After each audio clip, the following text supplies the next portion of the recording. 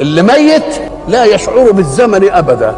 انت حين تنام ثم تستيقظ، لو قلنا لك انت نمت كم ساعه ما تعرفش. ليه؟ لان حساب الزمن انما ياتي بتتبع الوعي للاحداث في الزمن، وانت نائم لا احداث، فما يبقاش عندك زمن.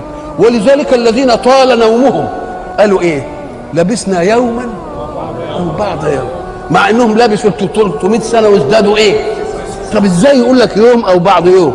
قام قال لك لانه ما دام نام ما فيش احداث تعمل ايه؟ تعمل الزمن، فيبقى المساله بالزمن. ولذلك ايه؟ كانهم يوم يرونها لم يلبثوا الا عشيه او ضحاها. امال الطول ده بقى بتاع اللي ماتوا من ايام ادم، ده طول بالنسبه للاحياء، انما للاموات كده هو من مات فقد قامت قيامته، ساعه ما يموت يلتفت يلاقي الايه؟ لانه ما فيش وعي، خلاص تنتهي المساله.